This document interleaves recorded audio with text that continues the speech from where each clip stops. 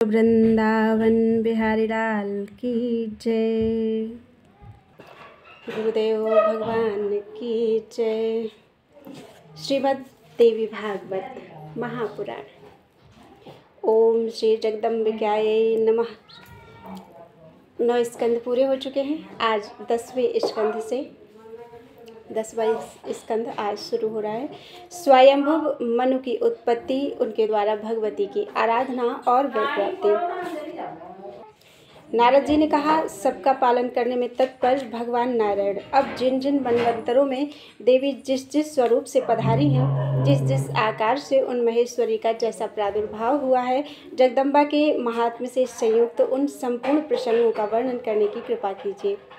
जैसे और जिस जिस प्रकार से भगवती की पूजा और स्तुति हुई है, उन भक्त वत्सला देवी ने भक्तों का जिस जिस प्रकार से मनोरथ पूर्ण किया है, वह सब चरित्र भी मैं सुनना चाहता हूँ। कृपा सिंधु आप उसका वर्णन कीजिए। भगवान नारायण कहते हैं, महर्षि तुम पापों का संहार करने वाला देवी महात्म्य सुनो। इस महात्म्य श्रवण के प्रभाव से भक्तों के हृदय में श्रद्धा का प्रादुर्भाव होता है और यह महान संपत्ति का परम साधन है। सर्वप्रथम जगत के आदि कारण महान तेजस्वी लोक पितामह ब्रह्मा जी चक्रपाणि देवादिदेव भगवान श्री हरि की नाभि कमल से प्रकट हुए। महामते उस समय ब्रह्मा जी अपने 4 मुखों से शोभा पा रहे थे। उन्होंने स्वयंभुव मनु को अपने मानस पुत्र के रूप में प्रकट किया। फिर ब्रह्मा जी ने धर्म स्वरूपनी शतरूपा को मन से ही प्रकट किया और उसे स्वयंभुव मनु की पत्नी बनाया। तब मनु जी क्षीर सागर के परम पावन तट पर ही महान भाग्य फल प्रदान करने वाली देवी की आराधना करने लगे। महाराज स्वयंभुव मनु ने देवी की मृण्मयी मूर्ति बनाकर उनकी पूजा की। उन्होंने एकांत में रहकर देवी का स्मरण करते हुए उनके वाग्भव मंत्र का जप किया। वे निराहार रहते थे, इंद्रियां उनके वश में थीं। वे व्रत और नियम का पालन करते थे। तदनंतर वे पृथ्वी पर एक पग से खड़े होकर निरंतर तपस्या करते रहे। उन महात्मा ने काम क्रोध पर विजय प्राप्त करके 100 वर्षों तक तप किया। अपने हृदय में भगवती जगदम्बा के चरणों का चिंतन करते हुए वे ऐसे प्रतीत होने लगे मानो कोई स्थावर प्राणी हो। तब उनकी उस तपस्या से जगन्मयी भगवती जगदम्बा प्रसन्न होकर प्रकट हो गईं। उन्होंने यह दिव्य वचन कहा, राजन तुम वर मांगो। उस समय देवी के आनंदप्रद वचनों को सुनकर महाराज स्वयंभुव मनु ने अपने हृदयगत तथा देवताओं के लिए परम दुर्लभ श्रेष्ठ वर की याचना की। स्वयंभुव मनु ने कहा, विशाल नेत्रों से शोभा पाने वाली देवी तुम्हारी जय हो। समस्त प्राणियों के भीतर निवास करने वाली देवी तुम्हारी जय हो। तुम परम मान्य पूज्य, जगत को धारण करने वाली तथा संपूर्ण मंगलों के लिए भी परम मंगल हो। तुम्हारी बाहों के संकेत मात्र से पद्मयोनि ब्रह्मा जगत की सृष्टि करते हैं, भगवान विष्णु पालन करते हैं तथा रुद्र संहार का कार्य संपन्न करते हैं। तुम्हारी ही आज्ञा से सचीपति इंद्र त्रिलोकी पर शासन करते हैं। तुम्हारी आज्ञा अनुसार यमराज दंड लेकर प्राणियों को शिक्षा प्रदान करते हैं। जलचर प्राणियों के स्वामी वरुण हम जैसे व्यक्तियों के पालन में तत्पर हैं। कुबेर संपत्तियों के अविनाशी अधिपति बने हैं। अग्नि, नैरत, वायु, ईशान और शेषनाग ये सब तुम्हारी ही अंश है और सब में तुम्हारी ही शक्ति व्याप्त है। तथापि देवी, यदि आप मुझे कुछ वर देना चाहती हो तो शिवे, मेरी नम्रतापूर्वक यही प्रार्थना है कि सृष्टि के कार्य में किसी प्रकार का विघ्न न उपस्थित हो। जो कोई पुरुष इस वाग्भव मंत्र की उपासना करे, उसके कार्य सिद्ध होने में किंचन मात्र विलंब ना हो। देवी, तुम्हारे इस संवाद को जो पढ़े अथवा सुने, उन्हें भुक्ति और मुक्ति सुलभ हो जाए। शिवे, तुम्हारे उपासक को पूर्व जन्मों की स्मृति बनी रहे और वह भाषण करने में परम प्रवीण हो। उसे ज्ञान सिद्धि और कर्मयोग की सिद्धि भी प्राप्त हो जाए तथा पुत्र पौत्र और समृद्धि से तुम्हारा उपासक सदा संपन्न रहे, यही मेरी प्रार्थना है। बोलो वृंदावन बिहारी लाल की जय। भगवती का विंध्यगिरि पर पधारना। विंध्य के प्रति नारद जी के द्वारा सुमेरु की महिमा का गान। विंध्य के द्वारा सूर्य का मार्गावरोध। देवताओं का भगवान विष्णु के पास गमन, भगवान विष्णु की सम्मति से देवताओं का काशी में अगस्त्य मुनि की शरण में जाना और अगस्त्य जी की कृपा से सूर्य का मार्ग खुलना। श्रीदेवी ने कहा, भूमिपाल महाबाहो मनुजाधिप, तुम्हारी प्रार्थना के अनुसार सब कुछ होगा। प्रधान दैत्यों का संहार करना मेरा स्वाभाविक गुण है, मेरी शक्ति कभी विफल नहीं होती। तुमने जो बागभव मंत्र का जप किया है और तपस्या की है, इससे मैं अवश्य ही तुम पर परम संतुष्ट हूँ। तुम्हारा राज्य निष्कंटक होगा, वंश की वृद्धि करने वाले पुत्र उत्पन्न होंगे। वत्स, मुझ में तुम्हारी दृढ़ भक्ति होगी और अंत में तुम परम पद को प्राप्त करोगे। इस प्रकार महात्मा स्वयंभुव मनु को वर देकर भगवती महादेवी मनु के देखते ही देखते विंध्याचल पर्वत की ओर चली गई। यह वही विंध्याचल है जो सूर्य के मार्ग को रोकने के लिए आकाश तक बढ़ा चला आ रहा था और अगस्त्य जी ने उसे रोकने के लिए अगस्त्य जी प्रस्तुत हुए थे। मुनिवर, वर देने वाली वे ही भगवती विंध्यवासिनी हैं जो भगवान श्री कृष्ण की अनुजा थीं। संपूर्ण प्राणियों से पूज्या होकर वे उस पर्वत की शोभा बढ़ाने लगी। ऋषियों ने पूछा, सूत जी, यह विंध्याचल कौन है? क्यों वह आकाश तक फैल गया था? उसने क्यों सूर्य के मार्ग को रोकने का दुष्प्रयत्न किया था? और उस महान उन्नत पर्वत को अगस्त्य जी ने क्यों आगे बढ़ने नहीं दिया था?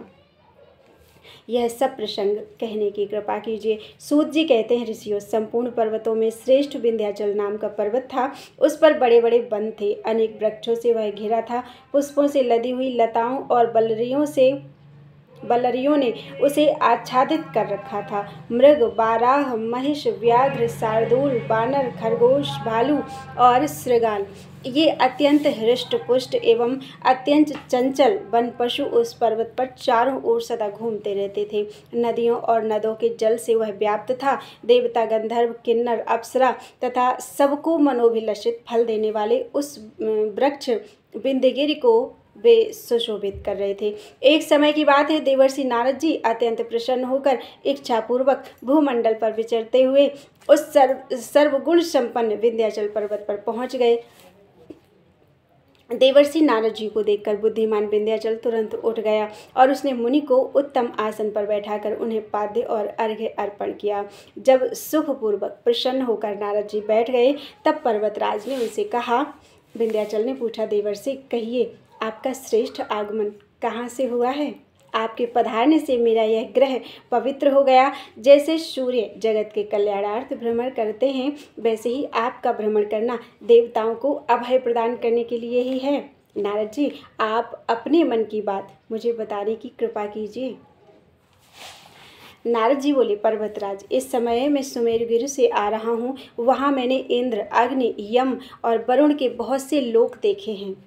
संपूर्ण लोकपालों के असंख्य भवन चारों ओर मुझे दृष्टिगोचर हुए हैं। पर्वतराज विंध्य, वहाँ मैंने नाना प्रकार के भोग प्रदान करने वाले देवताओं को भी देखा है। तदनंतर नारद जी ने हिमालय तथा सुमेरु पर्वत की बड़ी महिमा तथा प्रशंसा की। उसे सुनकर विंध्य के मन में ईर्ष्या हो गई। सूत जी कहते हैं, ऋषियों, विंध्यगिरि से मिलकर परम स्वतंत्र देवर्षि नारद जी तो ब्रह्मलोक पधार गए, परंतु विंध्य का मन चिंता से व्याप्त हो गया। कामना और ईर्ष्या से पाप बुद्धि उत्पन्न होती है, अतः विंध्य के मन में दूषित बुद्धि का उदय हो गया। उसने सोचा, ये सूर्य ग्रहों और नक्षत्रों से संपन्न होकर सुमेरुगिरि की प्रदक्षिणा करते हैं, इसी कारण यह पर्वत अपने को सर्वश्रेष्ठ मानता है। अब मैं अपने ऊंचे श्रृंगों से सूर्य के मार्ग को रोक दूंगा, तब देखूंगा कि रुके हुए ये सूर्य किस प्रकार उनकी परिक्रमा करते हैं। इस प्रकार जब मैं सूर्य का मार्ग रोक दूंगा, तब निश्चय है कि सुमेरु पर्वत का सारा अभिमान चूर चूर हो जाएगा। यूं विचार करके विंध्यगिरि ने अपने शिखरों को आकाश तक फैलाया। वह महान उत्तंग श्रृंगों से सूर्य के संपूर्ण मार्गों को रोककर प्रतीक्षा करने लगा कि कब सूर्योदय होगा और कब मैं उसे रोकूं। इस प्रकार विचार करते करते रात्रि व्यतीत हो गई और विमल प्रभात काल आया।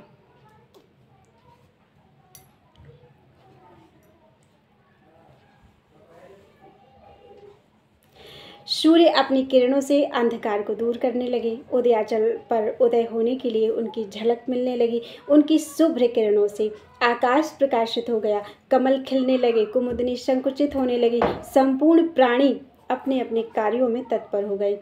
पराह्न, अपराह्न और मध्याह्न के विभाग से देवताओं के लिए हव्य, कव्य एवं भूत बलि आदि का संवर्धन करते हुए प्रकाशमान सूर्य क्रमशः वियोगिनी, प्राची और अग्नि दिशा को आश्वासन देकर दक्षिण दिशा के लिए प्रस्थित हुए।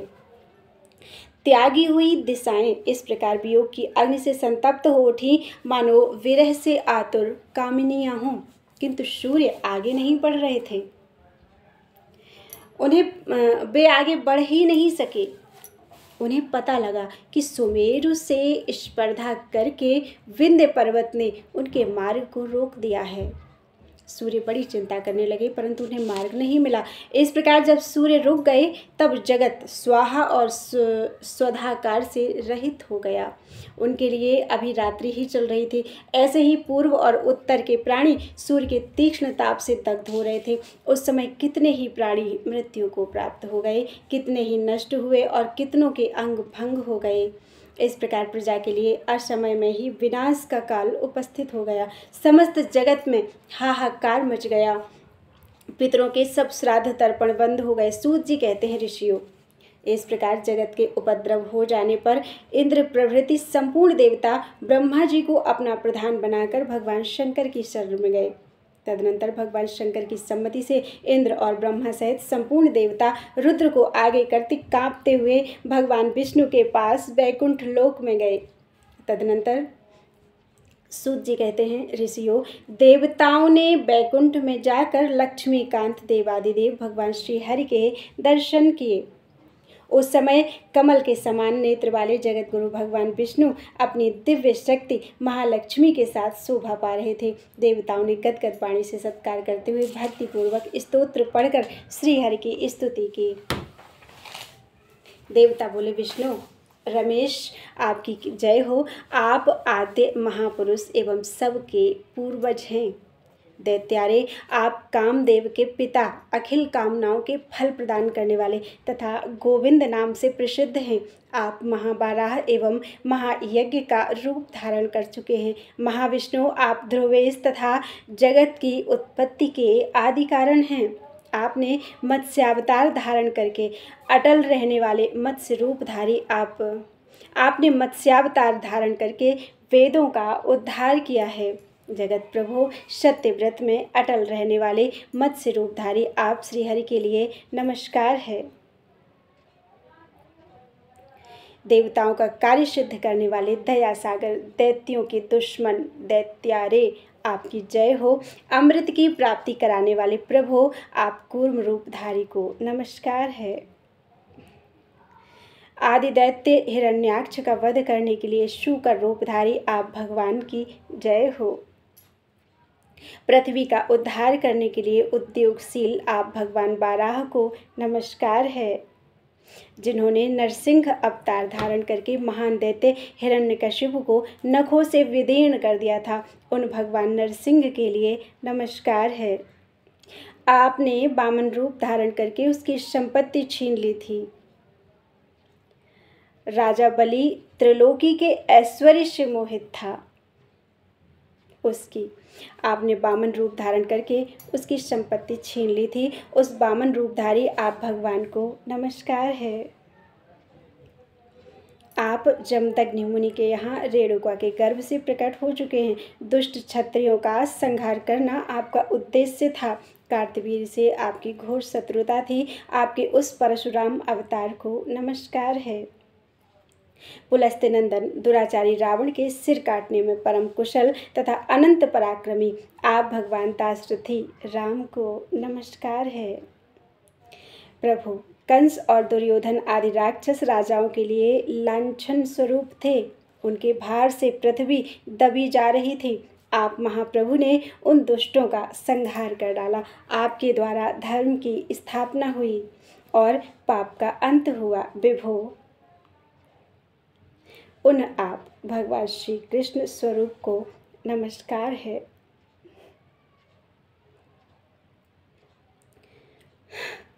भगवान, निंदित यज्ञ का उच्छेद करने तथा पशु हिंसा रोकने के लिए आप बौद्धावतार धारण कर चुके हैं। उन बुद्ध स्वरूपधारी आप भगवान को नमस्कार है। प्रभु, अखिल जगत म्लेच्छमय बन गया था। दुराचारी नरेश प्रजाओं को सता रहे थे। ऐसी स्थिति में आप कल के रूप से जगत में पधारे थे। उन देवादिदेव आप प्रभु को नमस्कार है। आपके ये 10 अवतार भक्तों की रक्षा तथा दुष्ट दैत्यों का संहार करने के लिए ही हुए हैं। अतएव आप सर्व दुखहारी कहलाते हैं। भक्तों का संकट दूर करने के लिए ही आपने मोहिनी रूप धारण किया था तथा जल जंतुओं अर्थात हंस आदि का रूप धारण किया था। आपकी जय हो। प्रभु, आपके अतिरिक्त दूसरा कौन दया सागर हो सकता है।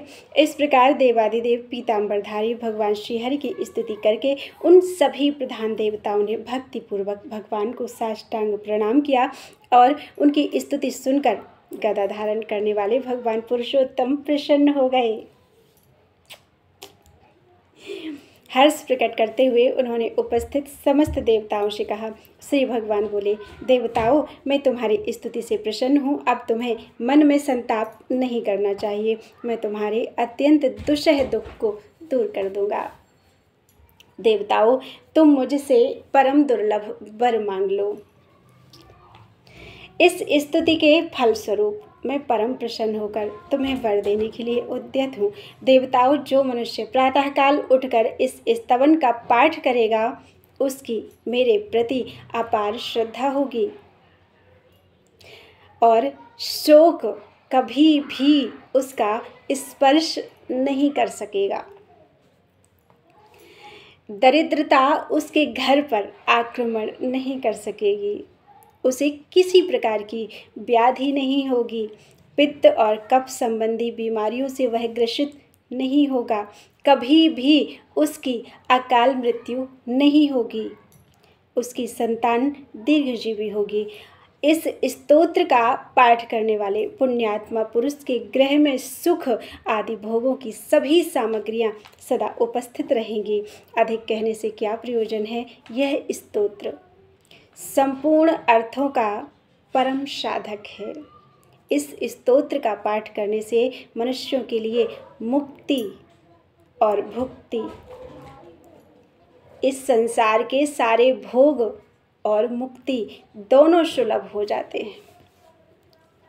देवताओं, तुम्हें जो दुख हो उसे संदेह छोड़कर बताओ। मैं तुम्हारा दुख दूर करने के लिए प्रस्तुत हूँ। इस प्रकार भगवान श्री हरि के वचन सुनकर देवताओं का मन प्रसन्नता से भर गया। वे पुनः भगवान वृषा कपि से कहने लगे। सूत जी कहते हैं, ऋषियों, भगवान लक्ष्मीकांत श्री हरि की वाणी ने देवताओं को परम आश्वस्त कर दिया। वे सब अत्यंत प्रसन्न होकर भगवान से यूँ कहने लगे। सूत जी कहते हैं, ऋषियों, देवता बोले, सृष्टि, स्थिति और संहार करने वाले देवाधिदेव भगवान महाविष्णु इस समय विंध्य पर्वत सूर्य के मार्ग को रोककर खड़ा है। महाविभो, उसके द्वारा सूर्य के मार्ग का अवरोध हो जाने से हमें भाग मिलना दुर्लभ हो गया है। अतः अब हम क्या करें और कहाँ जाएं? भगवान श्री हरि ने कहा, महानुभाव देवताओं, जो अखिल जगत की जननी तथा कुल की अभिवृद्धि करने वाली भगवती आद्या हैं, उनके उपासक परम तेजस्वी अगस्त्य मुनि इस समय काशी में विराजमान हैं। विंध्य पर्वत के उत्कर्ष को वे ही रोक सकेंगे। देवताओं, काशी कल्याण प्रदान करने के लिए सर्वोत्तम स्थान है। तुम वहां जाओ और परम प्रतापी द्विजवर अगस्त्य को प्रसन्न करके उनसे इस विषय में याचना करो।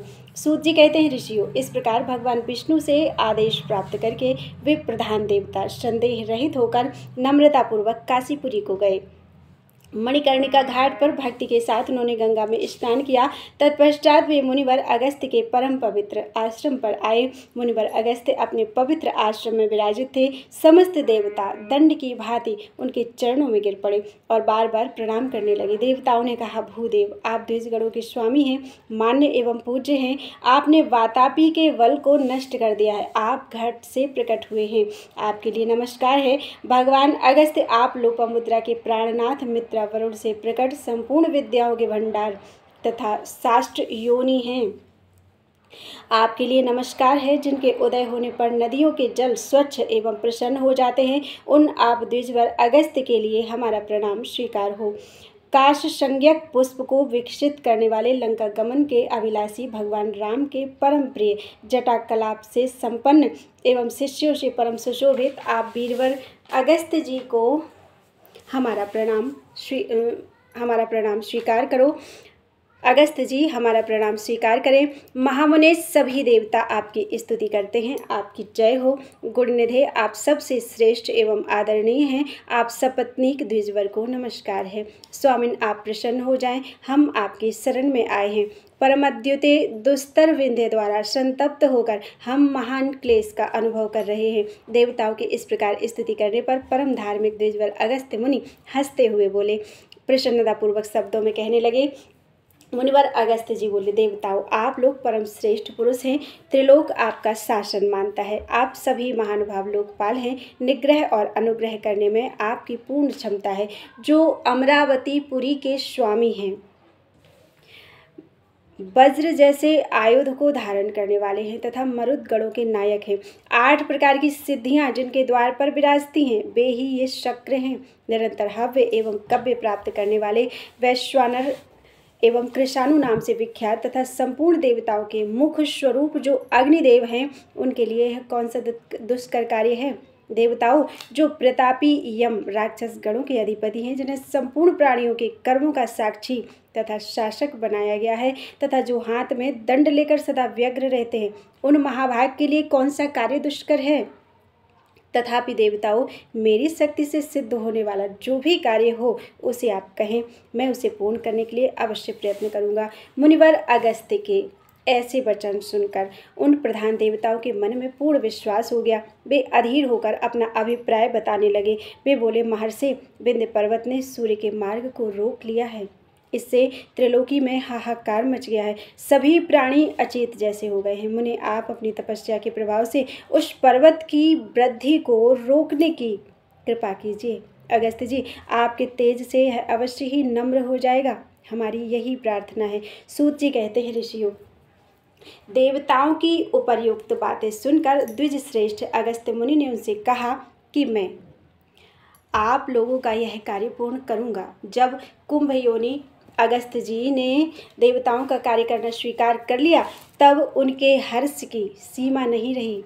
मुनि के वाक्य पर निर्भर होकर वे अपने अपने स्थानों को चले गए। मुनि अगस्त्य जी को काशी छोड़कर जाने में दुख तो हुआ, परंतु वे भगवान विश्वनाथ के दर्शन, काल भैरव की प्रार्थना और श्री साक्षी विनायक को नमस्कार करके काशी से बाहर निकल आए।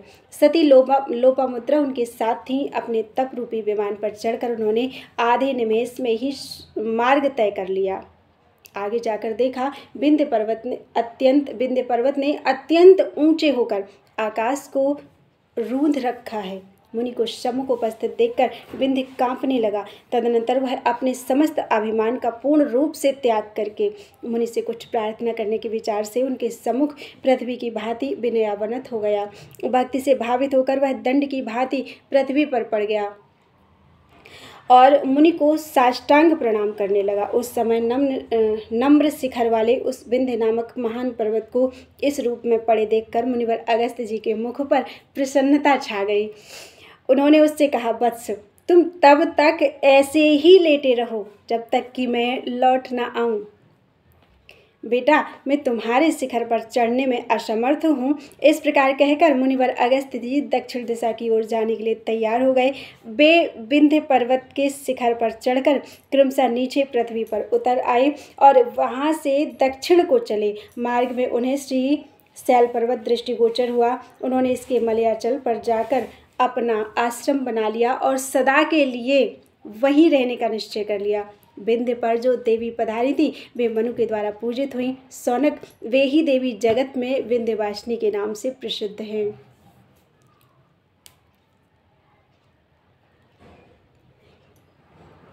इसमें एक लाइन नहीं है, मैंने कहीं पर पढ़ी थी। तो विंध्य पर्वत जब अगस्त्य मुनि के लिए लेट गया और उन्होंने कहा, जब तक मैं लौट के नहीं आऊँ तब तक ऐसे ही लेटे रहना, तो अगस्त्य मुनि उसके बाद कभी लौट कर नहीं आए और वो विंध्य पर्वत आज तक लेटा हुआ है। चलिए आगे कथा करते हैं। तो सूत जी कहते हैं, शौनक, शत्रुओं का संहार करने वाला यह चरित्र परम पावन है। अगस्त्य और विंध्य पर्वत के इस उपाख्यान के प्रभाव से पापों का उच्छेद हो जाता है। भक्ति पूर्वक इसका श्रवण करने से सकामी पुरुषों के सभी मनोरथ पूर्ण होते हैं। इस प्रकार स्वयंभुव मनु ने भक्ति पूर्वक देवी की आराधना करके अपने मनवंतर भर पृथ्वी पर राज्य किया। सौम्य मनवंतर से संबंध रखने वाला यह उपाख्यान तुम्हारे सामने मैंने कह सुनाया। यह भगवती श्री देवी का प्रथम चरित्र है। अब तुम्हें कौन सा प्रसंग सुनाऊं? बोलो वृंदावन बिहारी लाल की जय। स्वारोचिष, उत्तम, तामस, रैवत और चाक्षुष नामक मनुओं का वर्णन। शौनक जी ने कहा, सूत जी, आपने जैसे प्रथम मनवंतर का उपाख्यान सुनाया है, वैसे ही अन्य तेजस्वी मनुओं के प्रसंग भी सुनाने की कृपा कीजिए। सूत जी कहते हैं, शौनक, इसी प्रकार आद्य स्वयंभुव मनु की उत्पत्ति का प्रसंग सुनकर अन्य मनुओं का प्रादुर्भाव सुनने के विचार से नारद जी ने क्रमशः भगवान नारायण से पूछा था। वे परम ज्ञानी मुनि भगवती के परम रहस्य को भली भांति जानते थे। नारद जी ने कहा, सनातन प्रभु, मुझे मनुओं का प्रसंग सुनाने की कृपा कीजिए। भगवान नारायण कहते हैं, महामुनि, अभी इन प्रथम स्वयंभुव मनु की कथा सुनाई है, जिन्होंने भगवती की आराधना करके निष्कंटक राज्य भोगा था। उनके प्रियव्रत और उत्तानपाद नामक 2 महातेजस्वी पुत्र हुए। राज्य का पालन करने वाले उन दोनों मनुपुत्रों की भूमंडल पर बड़ी ख्याति हुई। विद्वान पुरुष स्वारोचिष मनु को द्वितीय मनु कहते हैं। ये अमित पराक्रमी श्रीमान स्वारोचिष मनु प्रियव्रत के पुत्र हैं। संपूर्ण प्राणियों का प्रिय करने वाले ये मनु यमुना के तट पर रहकर सूखे पत्तों के आहार पर तपस्या करने लगे। भगवती की मृण्मयी मूर्ति बनाकर भक्तिपूर्वक उनकी आराधना करने लगे।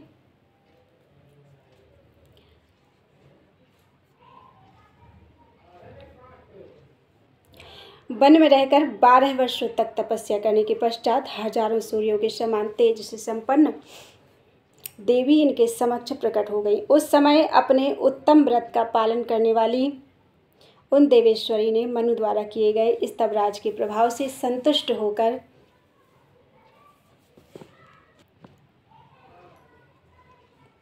स्वारोचिष मनु को संपूर्ण मनवंतर का राजा बना दिया।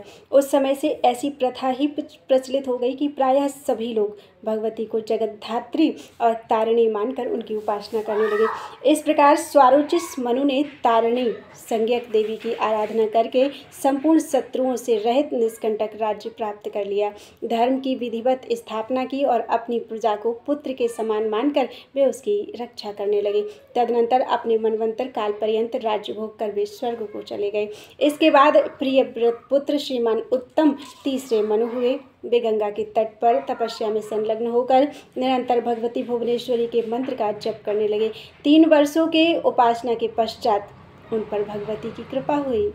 उन्होंने भक्ति पूर्वक मन से उत्तम स्तोत्र का पाठ करके श्रीदेवी का स्तवन करने के प्रसाद स्वरूप निष्कंटक राज्य और दीर्घजीवी संतान प्राप्त की। राज्य से प्राप्त होने योग्य सुखों का भोग तथा युग के धर्मों का पालन करके श्रेष्ठ राजर्षि जिस स्थान को प्राप्त कर चुके हैं उसी पद पर वे भी चले गए। चौथे मनु का नाम तामस मनु हुआ। उनके पिता प्रियव्रत थे। नर्मदा के दक्षिण तट पर इन्होंने जगन्मयी भगवती जगदम्बा की उपासना की। भगवती माहेश्वरी के कामबीज मंत्र का इन्होंने जप किया। आश्विन और चैत्र के नवरात्र में ये देवी की उपासना करते रहे। इन्होंने उत्तम स्तोत्रों का पाठ किया। इनके इस सत्प्रयत्न से कमल के समान नेत्रों से अनुपम शोभा पाने वाली देवी संतुष्ट हो गई। उनकी प्रसन्नता प्राप्त करके तामस मनु ने शांतिपूर्वक निष्कंटक विस्तृत राज्य भोगा। अपनी भार्या के उदर से बड़े ही पराक्रमी सूरवीर 10 पुत्रों को उत्पन्न करके वे स्वयं उत्तम लोकों के निवासी हुए। रैवत को 5वां मनु कहा जाता है। ये तामस मनु के छोटे भ्राता हैं। यमुना के तट पर रहकर इन्होंने काम बीज संज्ञक मंत्र का जाप किया। सम्मान प्रदान करने वाला यह बीज मंत्र साधक के लिए परम आश्रय रूप है। इसके द्वारा देवी की आराधना करने से रैवत मनु को अपना समृद्धिशाली उत्तम राज्य तथा जगत में सर्वत्र सिद्धि प्रदान करने वाला अप्रतिहत बल प्राप्त हो गया। पुत्र पौत्र आदि उत्तम चिरंजीवी संतान भी इनको सुलभ हो गई। इन्होंने धर्म की स्थापना की और उसकी रक्षा का प्रबंध किया। तत्पश्चात अप्रतिम शूरवीर ये रैवत मनु राज्य सुख भोग कर उत्तम स्वर्गलोक को सिधारे। भगवान नारायण कहते हैं कि नारद, इसके बाद भगवती जगदम्बा के अत्यंत अद्भुत एवं उत्तम महात्म्य को सुनो। जिस प्रकार अंग के पुत्र मनु ने श्रेष्ठ राज्य प्राप्त किया था, वह प्रसंग अब सुनाता हूँ। राजा अंग के उत्तम पुत्र का नाम चाक्षुष था। वे छठे मनु हुए। उन्होंने ब्रह्मर्षि श्रीमान पुलह जी की शरण में जाकर कहा, ब्रह्मर्षि, मैं आतुर होकर नम्रता पूर्वक आपकी शरण में आया हूँ। स्वामिन, आप मुझे अपना सेवक समझकर उपदेश दीजिए, जिससे मैं उत्तम श्री प्राप्त कर सकूँ। साथ ही मुझे पृथ्वी का अखंड राज्य प्राप्त हो, मेरी भुजाओं में अप्रतिहत बल हो और अस्त्र शस्त्र के प्रयोग में मैं पूर्ण रूप से निपुण हो जाऊं। मेरी संतान चिरजीवी हो, मेरी उत्तम आयु विघ्न बाधा से रहित हो तथा आपके उपदेश से अंत में मैं स्वर्ग प्राप्त कर सकूं। चाक्षुष मनु की ऐसी बातें सुनने पर श्रीमान मुनिवर पुलह ने उन्हें देवी की उत्तम उपासना करने का आदेश दिया। कहा, राजन, कानों को सुख देने वाली मेरी बातें सुनो। इस समय तुम भगवती जगदम्बा की आराधना करो, उनकी कृपा से तुम्हारा यह मनोरथ पूर्ण हो जाएगा। चाक्षुष मनु ने कहा, मुने, उन देवी की आराधना का क्या स्वरूप है? उनकी परम पवित्र उपासना किस प्रकार करनी चाहिए, इसे आप बताने की कृपा कीजिए। मुनि ने कहा, राजन सुनो, देवी की पूजा का प्रकार बता रहा हूँ। यह श्रेष्ठ पूजा पद्धति सनातन है। सरस्वती बीज का अव्यक्त रूप से निरंतर जप करना चाहिए। प्रातः, सायं और मध्याह्न तीनों काल में जप करने वाला मनुष्य भुक्ति मुक्ति प्राप्त कर सकता है। राजनंदन, इस बागभव बीज के सिवा दूसरा कोई बीज ऐसा उपयोगी नहीं है। इसका जप करने से सिद्धि प्राप्त होती है। यह बल और वीर्य को बढ़ाने वाला है। सब देवताओं को इस जप के प्रभाव से ही शक्ति प्राप्त हुई है। राजन, भगवती जगदम्बा की ऐसी महिमा प्रसिद्ध है, अतः तुम भी इन्हीं की सम्यक प्रकार से आराधना करो। इसके फलस्वरूप तुम्हें शीघ्र ही समृद्धिशाली राज्य प्राप्त हो जाएगा। इस प्रकार मुनि व पुलह के समझाने पर अंगपुत्र चाक्षुष मनु तपस्या करने के विचार से विरजा नदी के तट पर चले गए और वहां उन्होंने कठिन तपस्या आरंभ कर दी। वे सरस्वती बीज के जप में संलग्न हो गए। वृक्ष के जीर्ण शीर्ण पत्तों पर ही वे अपना निर्वाह करने लगे। प्रथम वर्ष में वे पत्तों पर रहे, दूसरे वर्ष केवल पानी के आधार पर रहे और तीसरे वर्ष एकमात्र पवन का ही आहार उनका रहा। उनके शरीर की स्थिति ऐसी हो गई थी मानो अविचल स्थाणु हो। निराहार रहकर 12 वर्षों तक वे बागभव बीज का नित्य जप करते रहे। उनके अंतःकरण में ऐसी ही कल्याणमयी बुद्धि उत्पन्न हो गई थी। उन्होंने देवी के श्रेष्ठ मंत्र का जप करना ही जीवन का मुख्य उद्देश्य मान लिया था। अतः परमेश्वरी भगवती जगदम्बा ने उन्हें साक्षात दर्शन दिए। परम दुर्धर्ष सर्वदेवमयी उन देवी का विग्रह अत्यंत तेजोमय था। उन्होंने प्रसन्न होकर अंग कुमार चाक्षुष मनु से सुंदर शब्दों में कहा। श्रीदेवी बोली, राजन, तुमने जो भी उत्तम वर पाने की बात मन में सोची हो वह मुझे बतलाओ। मैं तुम्हारी तपस्या से संतुष्ट होने के कारण अवश्य पूर्ण करूंगी।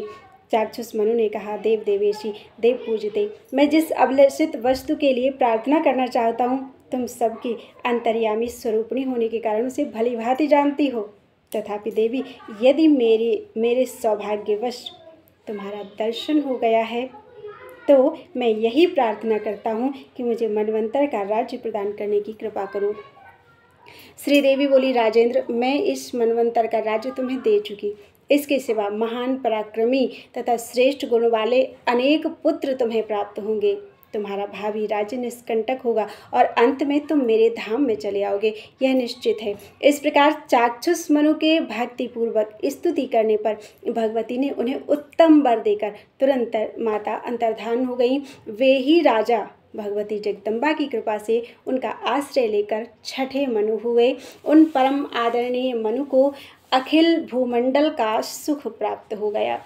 उनके अतिशय बलवान तथा कार्यभार को संभालने वाले अनेक पुत्र हुए। सभी पुत्र भगवती के उपासक, सूरवीर, अमित बल एवं पराक्रम से संपन्न तथा सर्वत्र आदर पाने वाले और महान राज्य सुख के अधिकारी थे। इस प्रकार चाक्षुष मनु भगवती की उपासना करके मनुओं में प्रतिष्ठित होकर राज्य भोगने के पश्चात अंत में देवी के परम धाम चले गए। बोलो वृंदावन बिहारी लाल की जय। आज के लिए इतना ही। राधे राधे कृष्ण।